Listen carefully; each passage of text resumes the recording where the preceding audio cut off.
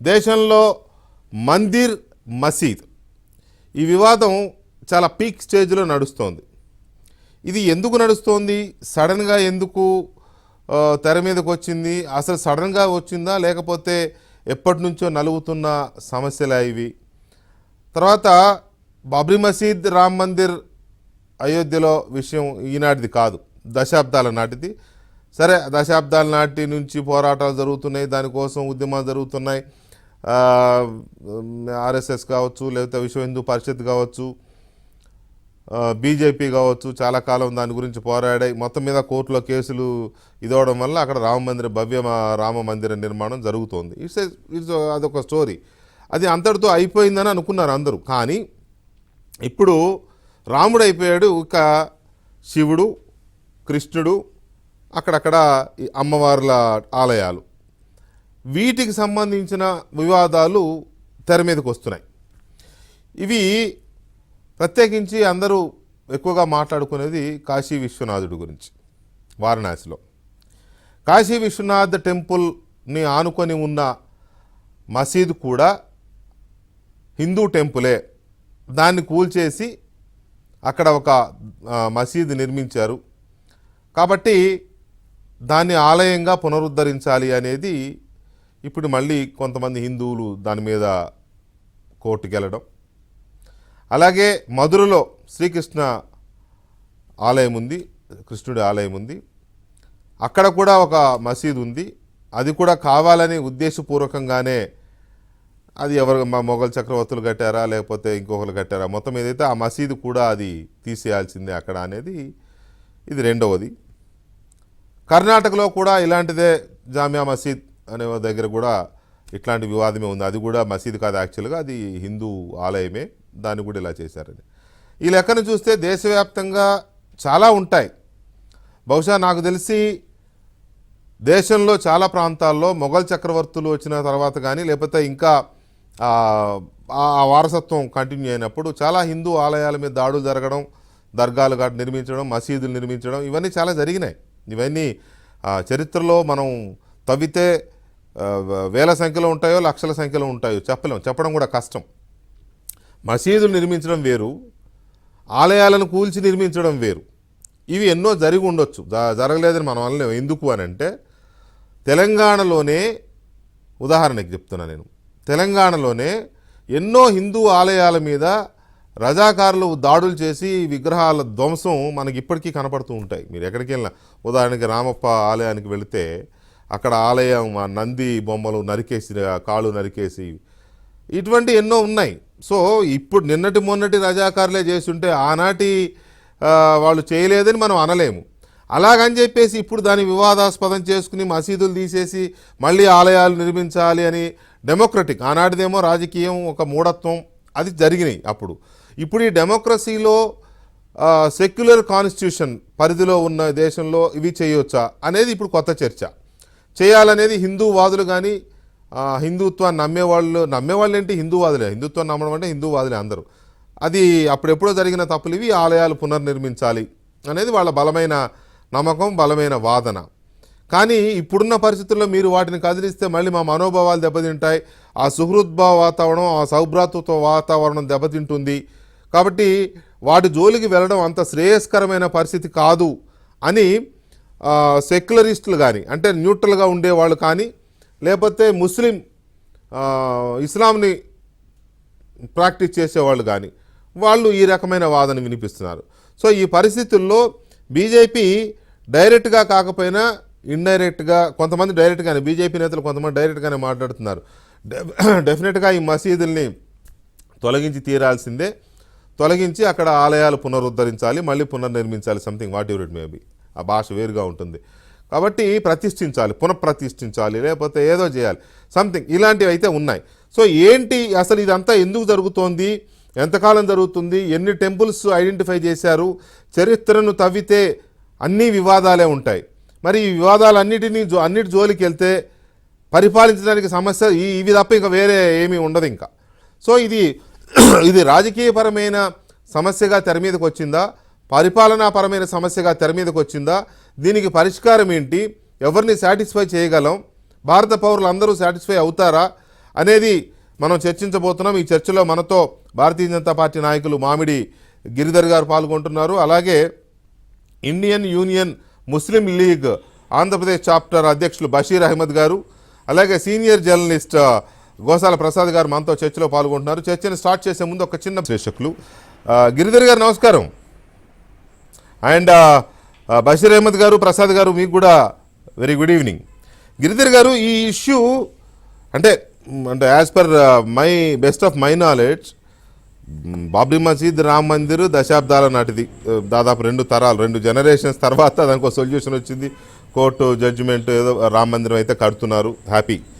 కానీ ఇప్పుడు వస్తున్న ఈ ఇష్యూస్ అన్నీ కూడా ఇవి సడన్గా తెర మీదకి వచ్చినట్టే కనబడుతోంది. ఎందువల్ల? మీరు ఆ కేసు ఏంటో మీరు ఫస్ట్ స్టడీ చేశారా? మీరు చేశాను. ఏం కేసు ఉంది ఇప్పుడు కాశీలో చెప్పండి నాకు. టెంపుల్ పక్కనే మందిరం ఉంది. ఆ మందిరం వెనుక శివాలయ అక్కడ విగ్రహాన్ని అది శివుడి విగ్రహాన్ని తీసుకెళ్ళి ఆ బావిలో పడేసి వీళ్ళు అక్కడ మసీదు కట్టారు. బేసిక్ థింగ్ అది. అందులో ఆ బావిలో ఇది ఉంది. అక్కడ ఒక పూజారి కూడా అప్పుడు వీళ్ళ శివలింగాన్ని నాశనం చేస్తారేమో అని భయపడి తీసుకెళ్ళి అందులో వేసి ఆయన కూడా అందులో దూకి చనిపోయాడు. కాబట్టి అక్కడ మళ్ళీ మందిరం అంటే బ్రీఫ్గా జనానికి అర్థమయ్యే భాషలు చెప్పాలంటే ఇది థింగ్. అది కేసు కానే కాదు. అదే మన ప్రాబ్లం. కేసు ఏదో తెలియకుండా మనం దాని గురించి విశ్లేషణ చేస్తే ఈ ఇబ్బందులు వస్తాయి. ఫస్ట్ ఫండమెంటలీ అక్కడ జరిగిన కేసు ఏంటంటే 5 మంది స్త్రీలు, కాశీకి చెందినటువంటి స్త్రీలు అక్కడ జ్ఞానవాపి మస్జిద్ అని చెప్పబడేటువంటి ప్రాంతంలో శృంగార గౌరీ అని ఒక అమ్మవారి విగ్రహము అక్కడ గోడలో ఉంది. దాన్ని మేము 1992 వరకు కూడా మేము వెళ్ళి దర్శించుకొని పూజ చేసుకునే వాళ్ళము. 1992లో ములాయం సింగ్ యాదవ్ ప్రభుత్వము తుష్టీకరణ రాజకీయాల కోసము, ముస్లిం ఓటు బ్యాంక్ కోసము అప్పుడు జరిగిన బాబ్రీ మస్జిద్ డిమాలిషన్ తర్వాత దాన్ని ఆసరాగా తీసుకుని హిందువులని లోపలికి పోనివ్వకుండా, అనుమతించకుండా దాన్ని ఆపేశారు. దాని పర్మిషన్ మాకు ఇవ్వండి, మేము వెళ్ళి అక్కడ పూజ చేసుకుంటాము అని వాళ్ళు అర్జీ పెట్టుకున్నారు. అవును, ఇది ఆగస్టు 2021లో కేసు వేశారు. సో మీరు చెప్పిన దానికి దీనికి ఎటువంటి సంబంధము లేదు. ఇది ఫస్ట్ మీరు అర్థం చేసుకోండి. మీరు చెప్పింది కూడా తప్పు. దాన్ని కూడా నేను తర్వాత నేను చెప్తాను, అదేంటి సత్యాసత్యాల తర్వాత చెప్తాను. ఇప్పుడు ఉన్న కేసు 5 మంది అక్కడ శృంగార గౌరీ అమ్మవారి దగ్గరికి వెళ్ళడానికి పర్మిషన్ కోసం అర్జీ పెట్టుకున్నది మాత్రమే. 2021లో వాళ్ళు ప్రైవేట్ సిటిజన్స్ వేసుకున్నది. అదే 2021లో ఆర్ఎస్ఎస్ కో లేదా బజరంగ్ దళ్ కో విహెచ్పి కో ఎవరికి సంబంధం లేదు. 5 మంది స్త్రీలు, దాంట్లో ఒక బ్యూటీషియన్, 2 హౌస్ వైఫ్స్, ఇలాగా అన్నమాట. వివిధ దీని నుంచి వచ్చిన వాళ్ళు 5 మంది కలిసి 92 దాకా మాకు పర్మిషన్ ఉండింది. ఇప్పుడు ఏకపక్షంగా ప్రభుత్వం ఆపేసింది, దాన్ని మళ్ళీ రిస్టోర్ చేయండి అని అడిగారు వాళ్ళు. 92 దాకా ఉండింది, 92 నుంచి ఆపేశారు. కాబట్టి మాకు మళ్ళీ పర్మిషన్ ఇవ్వండి అని 2021లో పిటిషన్ వేశారు. కానీ దానికి బీజేపీకో ఆర్ఎస్ఎస్కో లేకపోతే ఈ సంఘాలకు వేటికి సంబంధం లేదు అనేది మీరు చెప్తున్నారు. Right, okay, done. సో దాని ఆ కేసు ఆధారంగా కాశీలో ఉన్నటువంటి సివిల్ జడ్జి నిజంగా సత్యాసత్యాలు అంటే కనుక్కురండి అని చెప్పి ఒక ఫ్యాక్ట్ ఫైండింగ్ మిషన్ కోసము ఒక అడ్వకేట్ కమిషన్ టీమ్ ని అపాయింట్ చేసింది. ఓకే, మీరు వెళ్ళి ఫోటోలు వీడియోలు తీసి అక్కడ ఏముంది చెప్పి మాకు డీటెయిల్స్ ఇవ్వండి అని, దాంట్లో ఎక్కడ వెళ్ళొచ్చు ఎక్కడ వెళ్ళకూడదు అంటే మీరు మొత్తం సర్వే చేసి రాండి అని చెప్పి వాళ్ళకు పర్మిషన్ ఇవ్వడం జరిగింది. ఈ రోజు ఉన్న కేసు అది మాత్రమే. అది అక్కడ శివలింగం ఉన్నదా, శివలింగం ఉంది కాబట్టి అది హిందువులు మళ్ళీ తిరిగి ఇవ్వాలి, ఇది ఆ కేసుకు సంబంధించింది కాదు. ఇది ఫస్ట్ మనం అర్థం చేసుకోవాలి. తర్వాత అది శివలింగమా కాదా ఆ చర్చ మీరు ప్రశ్నించినప్పుడు దానికి సమాధానం చెప్తాను. అది ఎందుకు శివలింగము, అది ఎందుకు అక్కడ ధ్వంసం చేయబడినటువంటి ఆలయాన్ని వాళ్ళు ఎందుకు కబ్జా చేసుకొని మన ఔరంగజేబ్ కాలంలో అది వాళ్ళ హస్తగతం అయింది, మనం డిస్కస్ చేయొచ్చు. తర్వాత దాన్ని ఇప్పుడు మనం వేరే చర్చ. ఈ రోజు ఉన్న కేసు ఫస్ట్ దాని సత్యాసత్యాలు తెలుసుకొని తర్వాత మనం మిగతా ఆర్గ్యుమెంట్ లో వెళ్దాం. మిగతా ఆర్గ్యుమెంట్ లోకి వెళ్దాము. విశ్లేషణ ఆర్గ్యుమెంట్లో కాదు, ఇక్కడ జస్ట్ విశ్లేషణ కోసమే ఒకటి. రెండోది, ఇవాళ వాళ్ళు సర్వే చేసి ఆ వీడియో ఇచ్చి వాళ్ళు చెప్పింది ఏంటి, అక్కడేదో బాగుంది. ఇప్పుడు మీరు చెప్పిందేమో 5 మహిళలు, సరే వాళ్ళు బీజేపీకి సంబంధం లేని వాళ్ళు, ఈ ఆర్ఎస్ఎస్ దీని అనుబంధ సంఘాలకు సంబంధం లేని వాళ్ళని అనుకుందాం. మీరు చెప్పిన మాట ప్రకారం నేనేమి వాళ్ళకి బలవంతంగా కాషాయాన్ని అద్దాలని రుద్దాలని నేను ట్రై చేయడంలో నాకు ఆ సంబంధం కూడా లేదు. One thing. రెండవది, ఇవాళ కోర్టు చెప్పింది ఏంటి, కోర్టు కేసుని రేపటికి వాయిదా వేశారు ఆ విచారణని, రైట్. ఈ సర్వే చేసిన వాళ్ళు వచ్చి ఏం చెప్పారు, అందులో శివలింగం ఉంది, తర్వాత ఆ గోడల మీద కూడా ఏవో రాతలు ఉన్నాయి, సంథింగ్ ఏదో చెప్పినారు. ఇప్పుడు అవన్నీ చూసినప్పుడు మసీదు గోడల మీద హిందూ దేవతల బొమ్మలు ఉన్నాయి. నేను చదివాను వాళ్ళు ఇచ్చిన దాంట్లో వార్తల్లో, అంటే వాళ్ళు ఇచ్చిన రిపోర్ట్ బయటికి ఇవ్వలేదు కదా, చెప్పిన మాటలే. కమలం గుర్తు బొమ్మలు కూడా ఉన్నాయంటే, కమలం అంటే ఆ సరస్వతీదేవి అమ్మవారు కూర్చునేది కమలం బొమ్మ కాబట్టి బహుశా అది ఉంటుందిలేండి, అదేం బీజేపీ ఆనాడు బీజేపీ ఎక్కడిది కానీ. సో ఇలాంటివి ఉన్నాయి అని వాళ్ళు చెప్పడాన్ని బట్టి చూస్తే కేసు ఎటు వెళ్తోంది, ఈ ఆర్గ్యుమెంట్స్ ఎటు వెళ్తున్నాయి, జనం దృష్టి అటే పోతుంది కదా. ఐదుగురు ఆడవాళ్ళు ఏం కేసు వేసారో అది పక్కన పెట్టండి, కాసేపు చర్చ మొత్తం ఇటు వెళ్ళిపోతుంది కదా. అది మనం ఆలోచించాలి గిరిధర్ గారు. ఓకే, సమాధానం చెప్తాను. దీంట్లో కూడా వాళ్ళు అడ్వకేట్ కమిషనర్స్ ఎవరైతే వెళ్ళి సర్వే చేశారో వాళ్ళు దాని గురించి ఏమీ చెప్పలేదు. దాంట్లో ఒక అతన్ని వాళ్ళ ఫోటోగ్రాఫర్ కొంత దాంట్లో కంటెంట్ లీక్ చేశాడన్న ఉద్దేశం అని తెలిసిన తర్వాత ఆ కోర్టు వారణాసిలో కాశీలో ఉన్నటువంటి కోర్టు అతన్ని కమిషన్ నుంచి తీసేశారు. ఒక వ్యక్తికే మొత్తం బాధ్యతలు అప్పచెప్పారు. అప్పచెప్పిన తర్వాత రిపోర్ట్ ఎలా వెళ్ళింది అని ఎవరికీ తెలియదు. బయట ఎవరినైతే కమిషనర్ గా తీసేశారో అతను కొన్ని టీవీ ఛానళ్ళకి ఇంటర్వ్యూ ఇచ్చి నాకు ఫలాంది ఇక్కడ కనిపించింది, ఇది కనిపించింది, ఆయన వాక్ అంటే ఒక వాయిస్ ద్వారా మాత్రం చెప్పాడు, ఎక్కడ లిఖితంగా ఆయన రాసి ఇవ్వలేదు. ఫార్మల్ గా లీగల్ డాక్యుమెంట్ ఏదైతే ఉన్నదో కోర్ట్ లో సబ్మిట్ చేసినటువంటి ఫోటోగ్రాఫ్స్, వీడియోగ్రాఫ్స్, తర్వాత దానికి సంబంధించినటువంటి వాళ్ళ రిపోర్ట్, అది కోర్టులో ఉన్నది ఎవరికి తెలియదు బయట. కాబట్టి అక్కడ కమలం ఉందా, అక్కడ అమ్మవారి విగ్రహం ఉందా, ఏది ఉందా, ఇది మీ స్పెక్యులేషన్, నా స్పెక్యులేషన్. వాళ్ళు 5 మంది బీజేపీకి చెందిన వాళ్ళు అవునా కాదా అని మీరు సీనియర్ జర్నలిస్టు, అలాగే మన దేశంలో చాలా మంది జర్నలిస్టులు ఉన్నారు, దాని గురించి దాని నేను అనలేదు సార్. అసలు గిరిధర్ గారు వాళ్ళ 5 మహిళలు ఎవరైతే కేసుకి వెళ్ళారో, గిరిధర్జీ నేను ఆ 5 మహిళలు బీజేపీకి చెందిన వాళ్ళ కాదా అనే చర్చలోకే వెళ్ళడంలా నేను అసలు. ఎందుకంటే నాకెందుకు అది ఇమ్మెటీరియల్ అనిపిస్తుంది ఇప్పుడు. అదే మెటీరియల్ కాదు అది మెటీరియల్ కాదు. చెప్తా, లెట్ మీ ఆస్క్ ప్లీజ్. ఆ 5 బీజేపీ వాళ్ళ కాదా అన్నది మెటీరియల్ కాదు, ఇమ్మెటీరియల్ అది. కాదు మెటీరియల్ ఏది అంటే వాళ్ళు 2021 వరకు ఆ 21లో కేసేసారే అది మెటీరియల్. దాంతోపాటుగా తాజ్మహల్లో తేజ్మహల్ ఉండేది 20 గదుల్లో మా భూమి మాదే, అది దానికి తాళాలు వేయండి అని ఒక ఎంపీ గారు ఎవరో ఒక ఆవిడ వచ్చారు కదా, అది మెటీరియల్. కర్ణాటకలో ఒక మసీదు ఉంది, అక్కడ కూడా మందిరం ఉండేది, అది పునరుద్ధరించాలని మాట్లాడారే, అది మెటీరియల్. పాపం ఈ 5 మహిళలది మెటీరియల్ కానే కాదు నాకు తెలిసినంత వరకు. వాళ్ళు బీజేపీ అయినా మా మెటీరియల్ కాదు, అవ్వకపోయినా మెటీరియల్ కాదు. సో ఒక్క నిమిషం గిరిధర్జీ. బషీర్ అహ్మద్ గారు గుడ్ ఈవినింగ్. బషీర్ అహ్మద్ గారు, బషీర్ అహ్మద్ గారు, ఈ జరుగుతున్న ఈ వ్యవహారం మీద ఫస్ట్ కాశీ విశ్వనాథ్, వారణాసి, లేకపోతే ఇప్పుడు ఆ మసీద్, ఈ గొడవ అంతా కూడా ఉంది కదా, దీని మీద ముస్లిం లీగ్గా కానీ ముస్లిం సమాజం పరంగా కానీ మీ రియాక్షన్ ఏంటి, మీరు ఎలా ఆలోచిస్తున్నారు దీన్ని? నేను ముస్లిం వ్యక్తిగానో లేక ముస్లిం లీగ్ పార్టీ ప్రతినిధిగానో ముస్లింలను ప్రాతినిధ్యం వహిస్తూ నేను మాట్లాడుతున్నాను అని ఎవరైనా అనుకుంటే అది కరెక్ట్ కాదు. నేను ఒక భారతీయుడుగా, భారతీయులకు ప్రతినిధిగా, రాజ్యాంగానికి ప్రతినిధిగా నేను మాట్లాడుతున్నాను.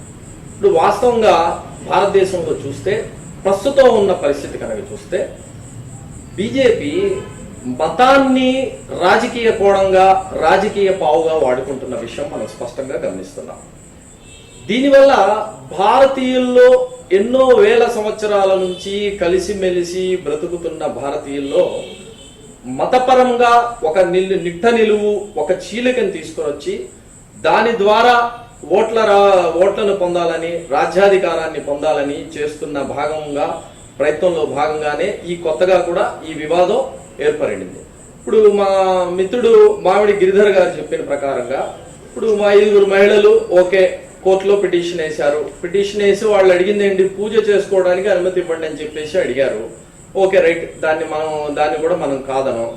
కానీ మనువాదులందరూ ఇందులో ఎంటర్ అయిపోయి వాళ్ళు పూజ చేసుకుంటామని అడుగుతూ ఉంటే పూజ చేసుకోవడానికి పర్మిషన్ ఇవ్వండి అని చెప్పి అటు మసీదు వర్గాలతో కూడా మాట్లాడించి మీరు గతంలో పూజ చేసుకోవడానికి అవకాశం ఉండేది కదా, ఒకే ప్రాంగణంలో మసీదు ఉండేది, పూజ కూడా జరిగేది, ఇది మన భారతీయ సంస్కృతి సాంప్రదాయం, ఇది మన గొప్పతనం, దీనిని కంటిన్యూ చేయండి అని అడగాల్సింది పోయి మనువాదులందరూ కలిసి అక్కడది శివాలయం వచ్చేసింది, అది బావి కాదు, బావిలో ఏమో శివలింగం దొరికింది అని ఒక కమిషన్ అడ్వకేట్ కమిషన్ ఏమో న్యాయంగా అయితే అతను తీసుకెళ్లి ఆ మొత్తం ఈయన పరిశోధించిన మొత్తాన్ని ఈయన ఫైండింగ్స్ ని మొత్తాన్ని తీసుకెళ్లి కోర్టులో ఇవ్వాల్సిన వ్యక్తి బయట పత్రికా విలేకరులకు చెప్పడం, తదనంతరం కోర్టు అతన్ని తొలగించి వేయడం, ఇవన్నీ మనం చూస్తున్నాం.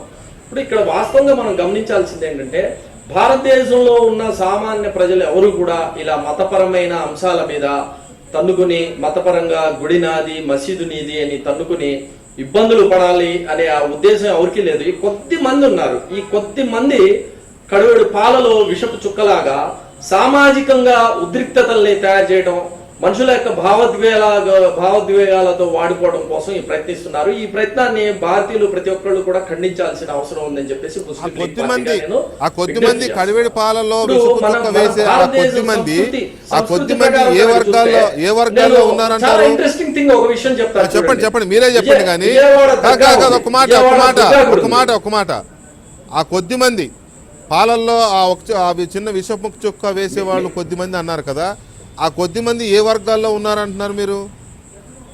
అవును, ఇరు వర్గాల్లో ఉంటారు. Very good, well said, well said. Okay, అది మనకి వెల్ సెడ్ చెప్తారేమో అనుకున్నా నేను. హైదరాబాద్ లోనే మీ పక్కనే కూర్చుని ఉన్నాడు. Well said, well said. వాళ్ళేమో బ్యాటింగ్ చేస్తారు, ఈయన బౌలింగ్ చేస్తాడు, ఇదంతా ఇద్దరు కలిసి నాటకాలు ఆడతారు. బీజేపీ ఎంఐఎం వీళ్ళకి పనే ఉంది, మతపరంగా ఉద్రిక్తతలు రేకెత్తించడం తప్పనిచ్చి. కూడా ఓవైసీ గారు అలా మాట్లాడుతున్నాడు, నేను దాన్ని ఖండిస్తున్నాను. ఆయన హైదరాబాద్ కానీ హైదరాబాద్ పరిసర ప్రాంతాల్లో ఉన్న ముస్లింల అభివృద్ధి కోసం ఆయన ఏమన్నా చేశాడా? బీజేపీకిను ఎంఐఎంకి తేడా ఉంది, ఆ రెండు క్లోనింగ్ బ్రదర్సే కదా. బీజేపీ యొక్క ఆర్ఎస్ఎస్ యొక్క క్లోనింగ్ బ్రదర్ ఎంఐఎం, వీళ్ళిద్దరు విషం చుక్కలే కదా. భారతదేశంలో మనకంటూ ఒక రాజ్యాంగం ఉంది. ఒక రాజకీయ పార్టీగా వచ్చినప్పుడు మనకు రాజకీయ లక్ష్యాలు ఉండాలి, కానీ మతపరమైన లక్ష్యాలు పెట్టుకుని మతపరమైన లైన్ మీద పనిచేసి మతపరంగా ప్రజల్ని విభజించాలి. నాది మసీదు, నీది గుడి, ఏంటి అసలు? ఇది భారతదేశంలో ఉన్న ప్రతి గుడి నాదే, ప్రతి మసీదు నాదే, ప్రతి చర్చి నాదే, ప్రతి గురుద్వారా నాదే. మనం ప్రతిజ్ఞ ఏం చదువుతున్నాం? సుసంపన్నమైన భారతదేశ చరిత్ర నాకు గర్వకారణం అని చెప్పేసి మనం చదువుతున్నాం. అసలు ఆ స్ఫూర్తి ఎక్కడ పోయింది? ఆ స్ఫూర్తి ఏమైంది? ఒక్క యువతల వైపు ఒక్క ఓవైసీ మాట్లాడితే అవతల వైపు ఎంతమంది మాట్లాడుతున్నారు? బీజేపీకి ఆర్ఎస్ఎస్ కి సంబంధించిన ఎంతమంది మాట్లాడి ఎన్ని ముస్లిం సమాజానికి ఆయనే గాడ్ ఫాదర్ అనే తరహాలో ఆయన మాట్లాడుతున్నాడు. కాబట్టి ఆయనకి కౌంటర్ ఇవ్వాల్సిన బాధ్యత ఆయనకి మొత్తం ముస్లిం సమాజానికి భావించి వీళ్ళు మాట్లాడుతున్నారు. హిందూ సమాజానికేమో ఈ మనువాదులు తాము గాడ్ ఫాదర్ అనుకుంటున్నారు. వాస్తవంగా చూస్తే అటు ముస్లిం సమాజానికి ఇటు ఉన్నటువంటి మా హైందవ ఆర్ష ధర్మ సమాజానికి, రెండు సమాజాలకి ఏకైక ప్రతినిధి నేను, భారతీయుడిగా నేను. అటు నాకు గుడి కావాలి, ఇటు నాకు మసీదు కావాలి. గుడి కావాలి, మసీదు కావాలి, బడి కావాలి, హాస్పిటల్ కావాలి. ఎంత ఎక్సలెంట్ మీకు నేను చూపిస్తారండి. విజయవాడలో పైనేమో కనకదుర్గమ్మ గుడి ఉంటే కిందేమో దర్గా ఉంటుంది. కనకదుర్గమ్మ గుడికి వచ్చిన పై గుడికి కూడా వెళ్తారు. ఇప్పుడు మీరు కొత్త ఇష్యూ ఇచ్చారు. సంస్కృతి కాదు, అది చాలా కాలంగా అందరికీ తెలిసిందే. అయినా కూడా కనకదుర్గ పైన అయ్యప్ప స్వామి ఉంటాడు, ఈ కింద దర్గా అని సందర్శించుకుని పైకి వెళ్ళి అయ్యప్ప స్వామిని సందర్శించుకుంటారు.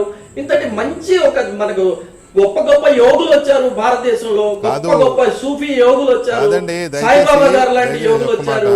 ఇంత గొప్ప గొప్ప యోగులు వచ్చి భారతదేశంలో ఉన్న ముస్లింలను హిందువుల్ని మొత్తాన్ని కలిపి అరే దేవుడు అనేవాడు ఒక్కడే ఉంది, మతాలు మనం పెట్టుకున్నాం, మనం కొట్టుకు చేస్తున్నాం. ఎక్కడుందిలేండి దేవుడు అనేవాడు ఒక్కడే అనే వాతావరణం ఎక్కడుంచారు కానీ హిందూ ఆలయాలని సరే అభివృద్ధిలో భాగంగానో రోడ్డు వెడల్పులో భాగంగానో లేకపోతే ఇంకో కార్యక్రమంలో భాగంగానో హిందూ ఆలయాలను తొలగిస్తుంటే అడిగేవాడు ఉండడు. కానీ చిన్నది ఓ 3/4 లేదా 4/6 ఉంటుంది, చిన్నది దర్గా అంటారు కదా హిందూ భాషలో, మా భాషలో అయితే సమాధులు అంటాం, మరి వాటిని దర్గాలే అంటారు అనుకుంటున్నాను నేను, మా ముస్లిం సోదరులు. వాటిని నడి రోడ్డు మధ్యలో ఉంటుంది. అది దాన్ని తీద్దామంటే అది ప్రభుత్వం మారిపోవాల్సిందే తప్ప అది మారదు, అది తీయలేరు. లేదా కొన్ని చోట్ల తెల్లవారేసరికి వచ్చి పుట్టేస్తుంది అక్కడ. అది తప్పు ఉద్దేశం. అదే అంటున్నా జరుగుతుంది. అది మీరు తప్పనంత మాత్రాన తప్పు అనడం మీ మంచి హృదయం కావచ్చు. కానీ విజయవాడ ప్రకాశం బ్యారేజీ పక్కనే ఒక దర్గా ఉంటే, మీరు అడిగారు నేను సమాధానం చెప్తున్నా, ఒక దర్గా ఉంటే ఆ దర్గాకి సంబంధించిన స్థలాన్ని, దర్గాలో ఉన్న మసీదుని మొత్తాన్ని కూడా కుదించి వేసి ఆ స్థలం మొత్తం దగ్గర 2000 గజాలు స్థలాన్ని గవర్నమెంట్ తీసేసుకుని రోడ్లు వేసేసి తీసుకున్నా సరే ముస్లిం సమాజం ఏం మాట్లాడలేదు, ఎవరు ఏం మాట్లాడలేదు, ప్రభుత్వం కూడా ముస్లింలు కూడా దాన్ని హర్షించారు. ప్రజల కోసమే ప్రాంతం అభివృద్ధి చెందుతుంది, ఆ ప్రాంతానికి కావాలి అని చెప్పేసి ఒప్పుకున్నారు.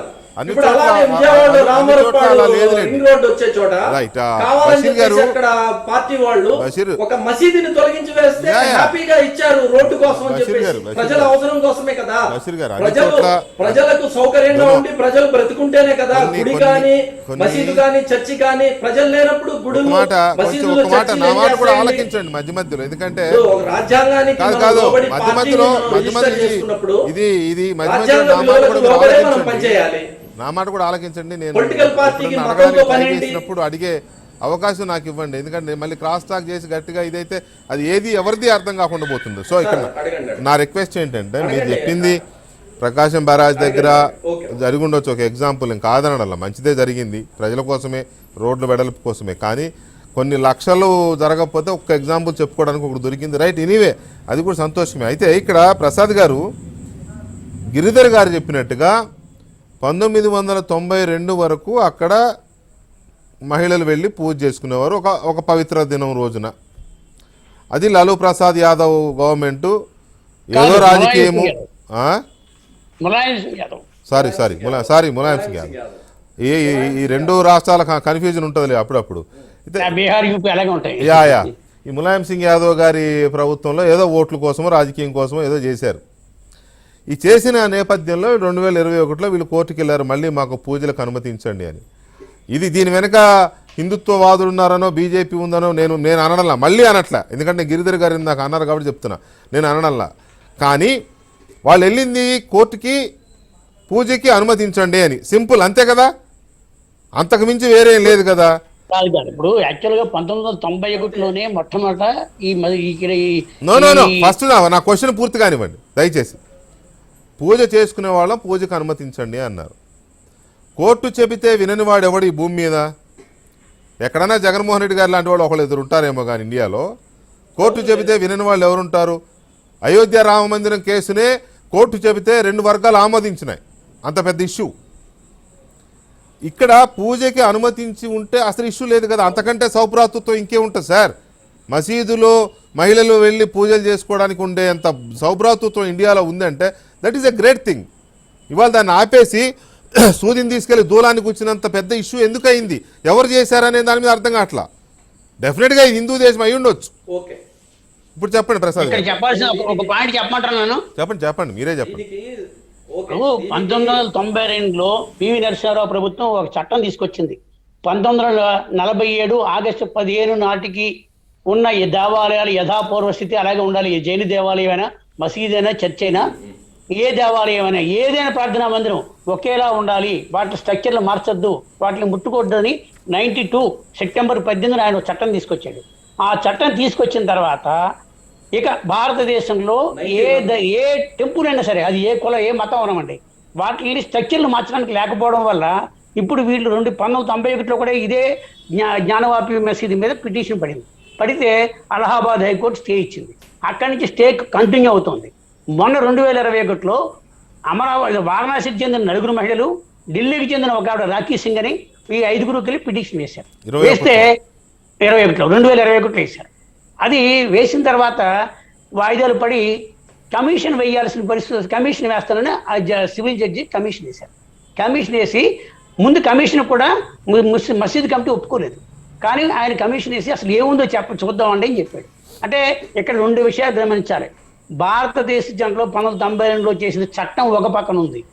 ఆ చట్టాన్ని ఉల్లంఘించడానికి ఈ ప్రభుత్వానికి కానీ ఏ ప్రభుత్వానికి హక్కు లేదు.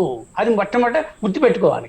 ఆ చట్టం అమలులో ఉన్నంత వరకు ప్రభుత్వం కానీ, కోర్టు కానీ, అంటే కింది కోర్టులు కానీ ఏ ప్రార్థనా మందిరానికి వేరే అదనపు ఆదేశాలు ఇచ్చే పరిస్థితి లేదు.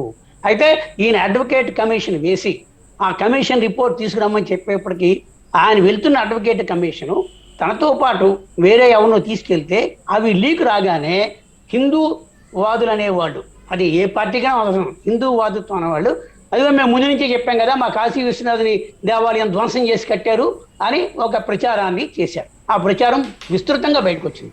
అంటే మీరు ఇక్కడ నేపథ్యం కూడా ఆలోచించుకోండి. అయోధ్య రామ మందిరం విషయంలో కాంగ్రెస్ పార్టీ, బీజేపీ 2 ముందు నుంచి కూడా స్ట్రగుల్ అవుతున్నాయి. ఎందుకంటే శిలాన్యాస్ చేసినప్పుడు కూడా రాజీవ్ గాంధీ ప్రైమ్ మినిస్టర్గా ఉన్నాడు. తర్వాత మసీద్ తీసేసినప్పుడు ప్రైమ్ మినిస్టర్గా ఉన్నాడు పివి నరసింహరావు, ఆయన కాంగ్రెస్ వాడే. అంటే ఆయన మసీదుని కూలగొట్టేస్తున్నప్పుడు ఆయనలో బాధపడ్డా, లేదంటే ఆ రోజున ఎస్బి చవాన్ కానీ, అదే మసీద్ ఎదుర్కొండా అరెస్ట్ అయిన అద్వానీ గారు కానీ, ఉమాభారతి కానీ, మన మురళీ మనోహర్ జోషి కానీ, ఎంతమందిని తీసుకోండి, అందరూ ఆంధ్ర వాళ్ళు కూడా పైన టూంబ్ ఎక్కి మన హిందూ పతాకాన్ని ఎగరేసిన వాళ్ళు కూడా ఆంధ్రప్రదేశ్ వాళ్ళు, అమలాపురం వాళ్ళు. అంటే కరసేవకులు అంత కష్టపడి వెళ్ళి చేశారు. అదొక చరిత్ర. ఆ రోజు నుంచి ఆ 92 యాక్ట్ వచ్చిన తర్వాత ఇప్పటి వరకు ఎక్కడా కూడా కేసుల మీద కేసులు పడుతున్నాయి, కానీ ఇంతవరకు విచారణలు కూడా సరిగ్గా రాలేదు, ప్రారంభం కాలేదు. శ్రీకృష్ణ కమిషన్ జన్మభూమి కూడా దాదాపు 10-12 కేసులు ఉన్నాయి. అలాగే రీసెంట్గా ఒకే రోజు పిటిషన్ వచ్చింది. తాజ్మహల్ మీద తేజోమహల్ ఏమోది 20 గదులు ఓపెన్ చేయండి అని చెప్పేస్తే ఆయన కొట్టు పారేశాడు. తర్వాత దానికి వేరే పునర్శాఖ మళ్ళీ 2 ఫోటోలు రిలీజ్ చేసింది, అది వేరే విషయం.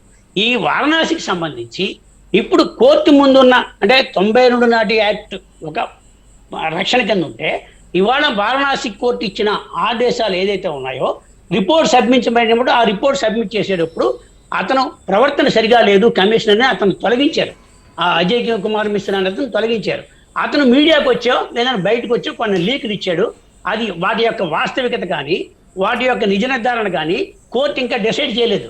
ఇవాళ డిసైడ్ చేసే టైంలో సుప్రీంకోర్టు జోక్యం చేసుకుని మీరు జోక్యం చేయకండి, మీరు రిలీజ్ చేయకండి, ఈ విషయాన్ని మీరు మధ్యాహ్నం 3 గంటలకి విచారణ ప్రారంభిస్తాము అంత. ఎందుకంటే ఇవాళ పిటిషన్దారులు జైన్ అనే హిందూ మత ఎవరైతే భక్తులు ఉన్నారో వాళ్ళ తరపున వేసిన వాడికి కోర్టుకు రాలేదు. ఆయన అసిస్టెంట్ అడిగాడు, వాయిదా వేయండి, రేపు 1 రోజు వేయండి. అంటే ఇవాళ కింది కోర్టులో ఉందండి, కాబట్టి మీరు ఏదో ఒక డైరెక్షన్ ఇవ్వండి అంటే రేపు మధ్యాహ్నం 3 గంటల వరకు ఈ రిపోర్టుకు సంబంధించి వారణాసి కోర్టు ఎటువంటి నిర్ణయం తీసుకోవద్దు అని ఒక ఆదేశాలు ఇచ్చారు. ఇది ఒక పక్కన ఉండగా నిన్న ఇచ్చిన ఆదేశం ఏంటి, సుప్రీంకోర్టు ఏదైతే మీరు కనబడుతుందన్నారో, ఏదైతే శివలింగం కనబడిందన్నారో ఆ ప్రాంతాన్ని ప్రొటెక్ట్ చేసి నమాజ్కి మాత్రం శుక్రవారం నాడు వాళ్ళు నమాజ్ చేసుకోవడానికి ముస్లింలు అనుమతించండి అన్నారు. ఇందులో కోర్టు ఎక్కడ వాళ్ళ 92 యాక్ట్ని డివియేట్ కాలేదు. వాళ్ళు కరెక్ట్ ఎగ్జాక్ట్ పొజిషన్ కంటిన్యూ చేశారు. రేపు మధ్యాహ్నం సుప్రీంకోర్టు ఇచ్చే దాని మీద ఒక వివరణ రావచ్చు. ఎందుకంటే 92 యాక్ట్ను ప్రొటెక్ట్ చేయడం ఒక పాయింట్, రెండోది దీంట్లో దొరికిన దాన్ని ఈ రకంగా చేయాలి. ఇది అంటే వాళ్ళు ఎవరైనా పిటిషన్ ఇచ్చి, ఇవాళ కూడా ఇవాళ మధురలో కృష్ణ జన్మోత్సవం మీద వాళ్ళు మేము పిటిషన్ మెయింటైనబుల్ టేకప్ అని చెప్పారు. అంటే పిటిషన్ తీసుకోకూడదన్న రోజుల నుంచి పిటిషన్ తీసుకునే స్థితికి వచ్చారు. అంటే దేశంలో జరుగుతున్న పొలిటికల్ పోలరైజేషన్, కమ్యూనల్ పోలరైజేషన్ రకరకాలుగా తీసుకోవచ్చు. మీకు బుకారి అనే ఒక ఢిల్లీలో నాయకుడు ఉండేవాడు. ఆ రోజు 92కు ముందున్న ముస్లిం యాక్టివిటీ. హలో చెప్పండి ఇమాం బుఖారీ చెప్పండి. 92 ముందుకున్న ముస్లిం కన్ఫ్లిక్ట్కి 2022లో ఉన్న ముస్లిం కన్ఫ్లిక్ట్కి తేడా ఉంది. మీకు రామ మందిరం విషయంలో కూడా అయోధ్య జడ్జిమెంట్ని అక్కడున్న లోకల్ అఖండ ఏదైతే కోర్టుకి వెళ్ళారో కోర్టు ఇచ్చిన జడ్జిమెంట్ ప్రకారం 5 ఎకరాలు మసీదుకి ఇమ్మంటే డిస్ట్రిక్ట్ అక్కడ అయోధ్య కలెక్టర్ హ్యాండ్ ఓవర్ చేసిన ఇప్పటి వరకు ఆ ముస్లిం కమ్యూనిటీ దానికి సంబంధించి ఒక అడుగు కూడా ముందుకు తెలియదు. అంటే కాలక్రమేణా జరిగిన మార్పుల వల్ల ఒక నిర్ణయం వచ్చింది తప్ప అందులో ఎక్కడ రాజకీయ జోక్యం లేదు. అంటే సరే ఇప్పుడు కాదండి, ఇప్పుడు ఒకటి అది 5 ఎకరాలు ఇస్తారు మెల్లగా, ఇవాళ కాకపోతే రేపైనా ఇవ్వాల్సిన కోర్టు జడ్జిమెంట్ కాబట్టి ఇస్తారు, ప్రభుత్వం తీసుకుంటుంది, అక్కడ ఇద్దరి మధ్య వాళ్ళకి ఇవ్వాల్సింది వాళ్ళకి. ఒక మాట సార్, మనం అంటే ఇప్పటికే ఇది ఏదో ఏదో జరుగుతోంది. ఇది ఇప్పుడు మీరు అన్నట్టుగా ఎస్ ఆ మహిళల పూజకు సంబంధించిన కేసు కాస్త అదేదో కమిషన్ దాన్ని సర్వే చేయమంటే ఇంకేదో అయితే ఎవడో లీక్ చేస్తే ఇదంతా ఉన్నాయి. ఎవడో లీక్ చేసింది కాస్త ఇప్పుడు వీళ్ళందరికీ మనోభావాలకు వచ్చేసి ఎస్ అక్కడ మా మందిరం ఉంది, ఇప్పుడు దాన్ని మా టెంపుల్ ఉంది, గుడి ఉంది కాబట్టి చేయాలని వీళ్ళంతా మాట్లాడే పరిస్థితి వచ్చింది. పోనీ ఇది ఒకదాంతో ఆగిందా? లేదు, ఇంకో 3-4 వచ్చేసినాయి. ఈలోపు కొంతమంది ఉంటారు కదా, ఇప్పుడు ఏ సంస్థల్లోనైనా ఏ వ్యవస్థలోనైనా సాఫ్ట్గా మాట్లాడే ఇంటలెక్చువల్ కమ్యూనిటీ ఉంటుంది, అగ్రెసివ్గా మాట్లాడే ఇంటలెక్చువల్స్ ఉంటారు, అగ్రెసివ్గా మాట్లాడే అంటే కరుడుగట్టిన భావజాలికులు ఉంటారు. ఇట్లాంటి వాళ్ళతో కొన్ని ప్రాబ్లమ్స్ వస్తాయి. ఉదాహరణకి వాళ్ళ రాజాసింగ్ గారు ఉన్నారు ఎమ్మెల్యే. డెఫినెట్గా ఆయన కరుడుగట్టిన హిందుత్వవాది, ఆయన తప్పడానికి లేదు. కానీ ఆయన మాట్లాడే మాటలు ఎలా ఉంటాయంటే ఒకసారి ఓవైసీని మించిపోయి ఉంటాయి. ఓవైసీ ఏ అంటే ఈయన డబ్ల్యూ అనే పరిస్థితిలో ఉంటాడు ఈయన. అది ఆయనకున్న స్ట్రెంత్ అనుకోవాలి, అదే ఆయన బలం, అదే ఆయన బలహీనత కూడా. సో ఇలాంటి పరిస్థితుల్లో ఇవి పెచ్చరిల్లిపోతున్నాయి. తాజ్మహల్ అయిపోయింది, ఇప్పుడు ఇదవుతోంది, శ్రీకృష్ణ ఇదవుతోంది, కర్ణాటక వెళ్ళింది, ఇప్పుడు తెలుగు రాష్ట్రాలకు వస్తోంది.